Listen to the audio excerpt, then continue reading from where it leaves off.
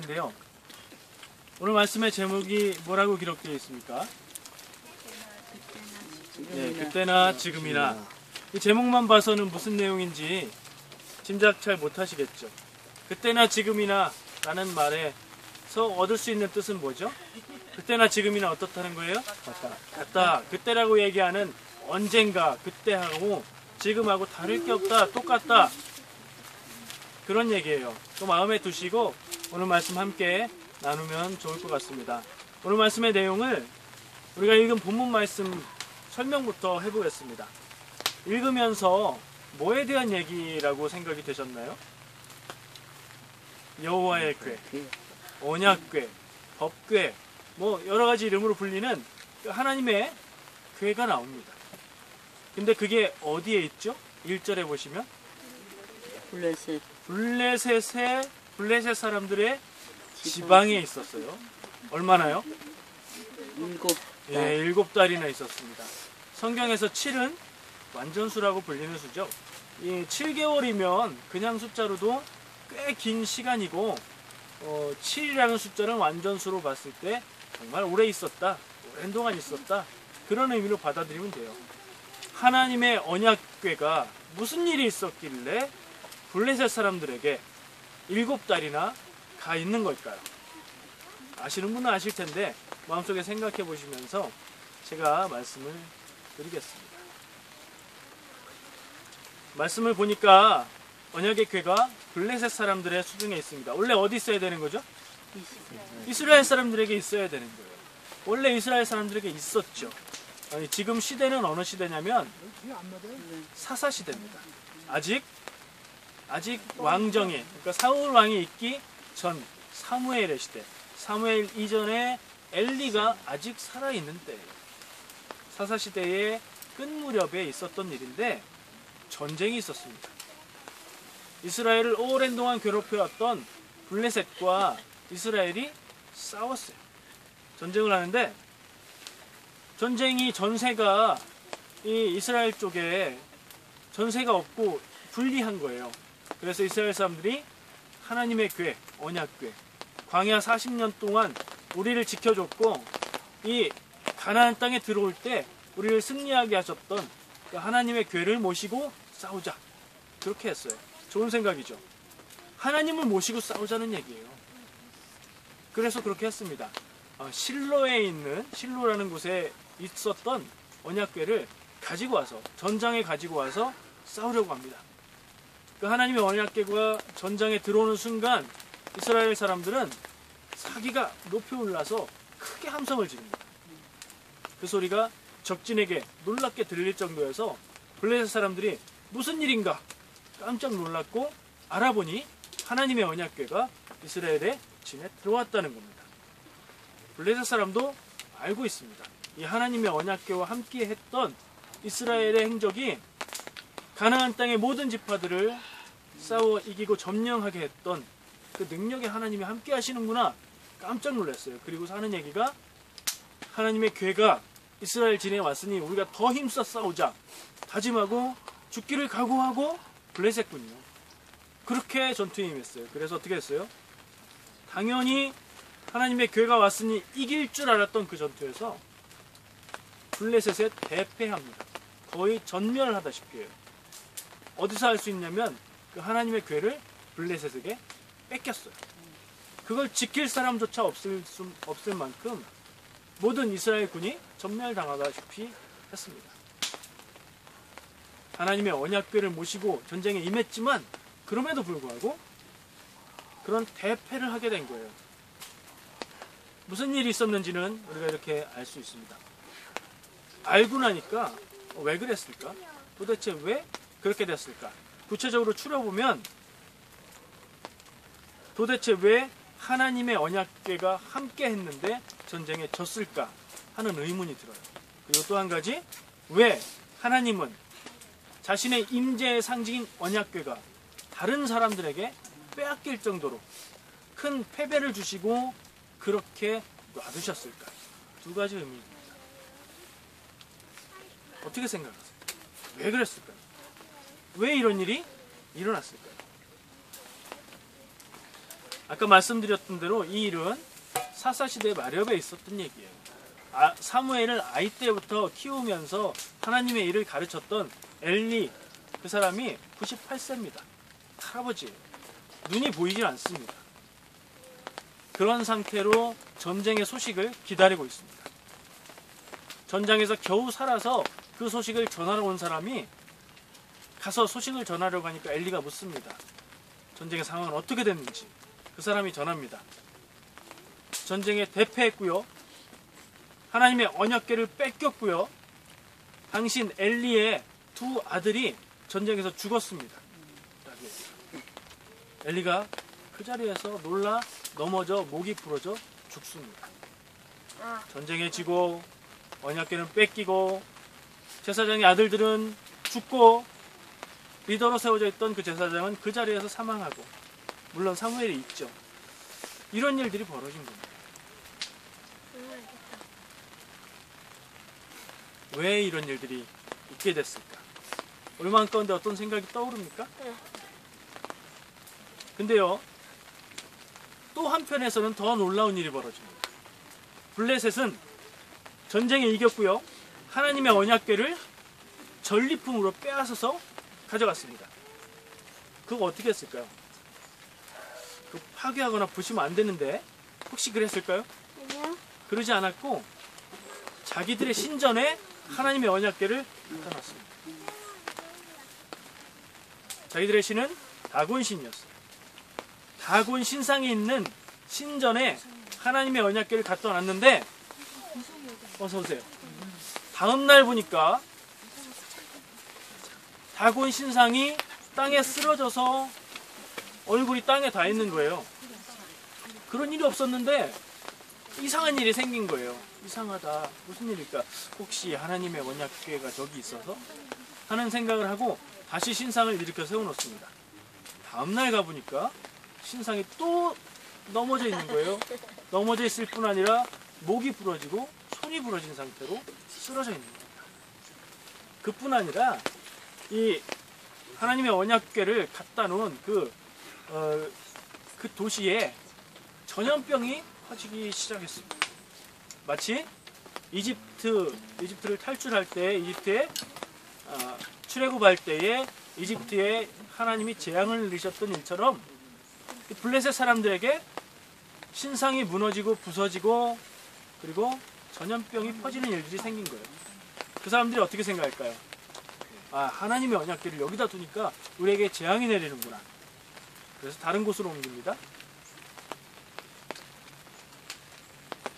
그 옮긴 곳이 처음에 있었던 곳은 아스돗이고 그 다음에 에그론이라는 곳으로 옮겨요.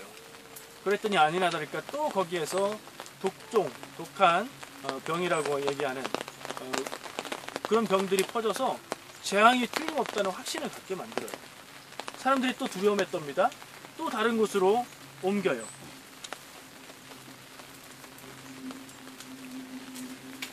그랬더니 그곳 사람들은 두려워서 이 언약궤를 돌려주자고 이렇게 얘기를 해요.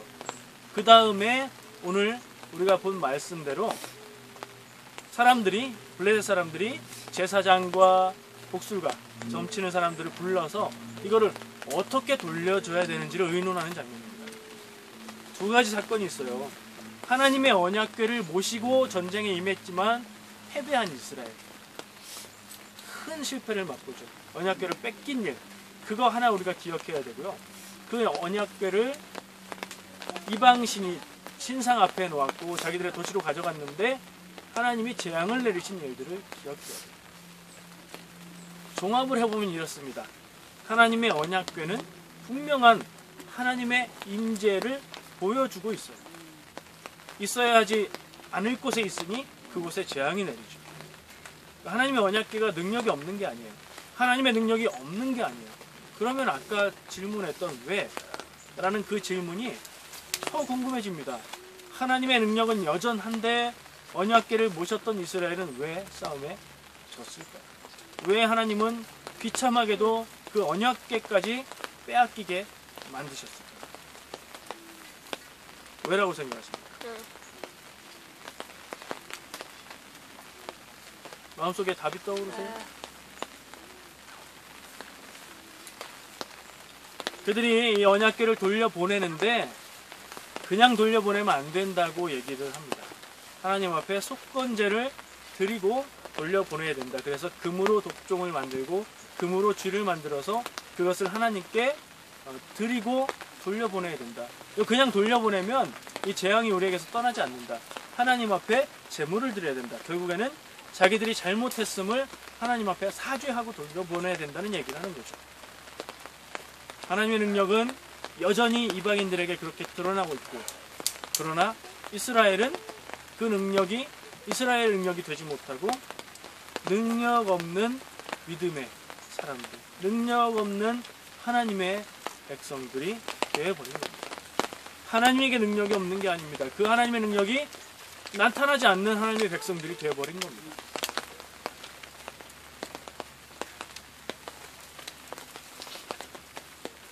하나님 앞에서 이스라엘 백성들이 온전히 믿음을 지키고 그렇게 살아갔다면 사사기와 성경이 기록하고 있는 내용들을 볼 때 그들에게 이런 패배는 없었을 거라고 생각을 합니다. 언약궤를 모셔오지 않았더라도 그들이 믿음으로 나가는 사람들이었다면 승리했을 거 아니겠습니까? 그런데 그들의 믿음의 상태가, 그들의 행함이, 그들의 삶의 모습이 전혀 하나님의 백성의 삶이 아니었기 때문에 하나님의 임재의 상징입니다. 아무리 갖다 놔도 상징으로는 능력이 없었던 거죠. 이스라엘 백성은 능력 잃은 하나님의 백성, 이름만 남은 하나님의 백성이 되어버린 겁니다. 원래 하나님 백성 아닌 이방인들보다도 더 비참한 지경이 되어버린 거예요. 성경에 실패의 장면이 나옵니다. 그 실패의 장면을 보면 똑같은 공식이 적용되고 있는 걸 보게 돼요. 뭔가 잘못된 겁니다. 믿음의 기본이 서 있지 않고 믿음대로 살지 않고 혹은 하나님 앞에 죄를 지은 경우가 있을 때에 믿음의 사람들임에도 불구하고 실패를 하게 됩니다.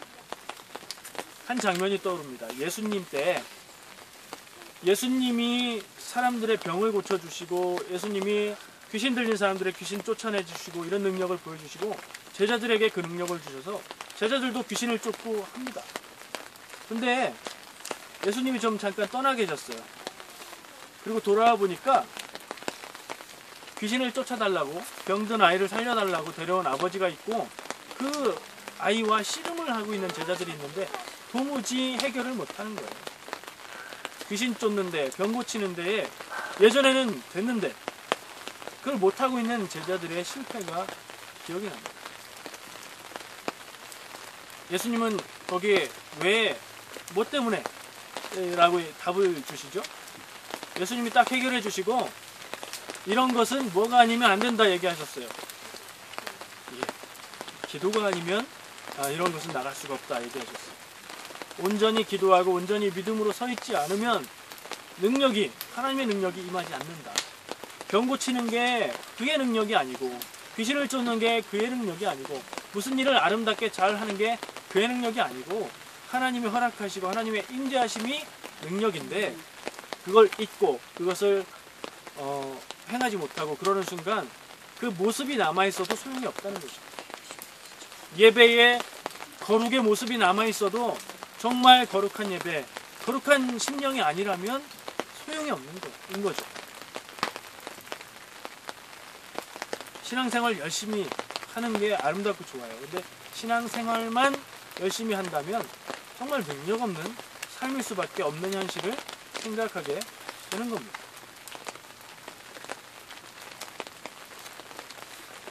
예수님이 또 말씀하셨습니다. 건강한 자에게는 의사가 쓸데없고 병든 자에게라 의사가 쓸데있느니라. 나는 의인을 부르러 온 것이 아니요 죄인을 부르러 옵니다. 어떤 장면인지 생각나시죠? 사람들이 있습니다. 어떤 사람들은 스스로 죄인이라고 생각을 합니다. 어떤 사람들은 스스로 의인이라고 생각합니다. 하나님 앞에 의인이 있나요? 그렇죠. 하나님이 의롭게 봐주시는 사람들은 있죠. 그러나 의인이 있나요? 없습니다. 그런데 의롭다고 생각하는 사람들은 뭐죠? 자기 상태를 모르는 거예요. 그게 병에 걸렸을 때 병에 걸린 줄 모르는 병자. 그 사람들은 의사를 찾아가지 않죠. 자기가 병에 걸린 걸 모르니까요. 자기의 몸 상태를 자기가 다르게 생각하고 있으니까 고칠 기회가 없습니다. 그러나 자기가 병에 걸렸고 아프다고 생각하는 사람은 고침받을 수 있습니다. 죄인이라고 생각하는 사람은 하나님 앞에 회개하고 죄 용서받고 아름다운 삶으로, 새 삶으로 나갈 수 있는데, 나는 지켜야 될 것을 다 지키고 나는 선하게 살려고 노력하고 하나님이 명령하신 것 내 삶 가운데 다 지키고 있어, 나는 잘하고 있어 라고 생각하면 여전히 죄인인 그 사람에게 죄의 문제를 해결할 수 있는 기회가 없어집니다. 마치 하나님의 괴만 모시고 오면 전쟁에 이길 거라고 생각했던 이스라엘처럼, 신앙생활만 열심히 하면 삶의 모든 게 잘 될 거라고 생각하는 그런 경우처럼. 뭐가 있어야 될까요, 우리의 삶에? 이스라엘 백성의 그 당시의 모습에 없었던 게 뭘까요? 그때나 지금이나 사람들이 알아야 되는데 잊고 사는 게 뭘까요? 그때나 지금이나 우리가 꼭 잊지 말아야 되는데 놓치고 사는 게 뭘까요? 오늘은 그게 뭔지 여러분들 마음속에 질문을 남겨드리고 싶습니다. 온전히 하나님 의지하고 믿음으로 살아가는 삶, 내가 하는 것이 아니라 하나님이 허락하실 때 하나님이 이루신다는 믿음. 내 삶의 모습이, 지금 내 모습이 내가 원하고 기도하는 것 같지 않을지라도 하나님께서 내 삶을 인도하고 계시고, 내가 믿음 안에서 온전할 때에 하나님이 의롭게 하나님의 뜻대로 우리의 삶을 인도하실 것이라는 그 믿음. 우리에게 때때로 꼭 필요하지만 없는 게 그것이 아닐까. 그 믿음과 그 삶의 모습이 늘 떠나지 않는 그런 삶이 되시기를 축복합니다. 아멘. 하나님의 교회, 그런 상징 우리의 삶 앞에 드러내지 않아도 우리의 심령 가운데 우리의 삶의 모습이 하나님이 살아계시고 하나님 축복하시는 증거가 되는 삶이 되시기를 간절히 축원합니다. 기도하겠습니다. 주님 감사합니다. 말씀 주시니 감사합니다. 주신 말씀이 우리에게 깨달음이 되기를 원합니다. 내 삶을 비추어 보는 거울이 되기를 원합니다. 주님 말씀 듣고 깨달은 대로 행할 수 있어서 하나님의 복이 우리의 삶에 드러나는 복된 삶이 되게 하여 주시옵소서. 예수님의 이름으로 기도합니다. 아멘.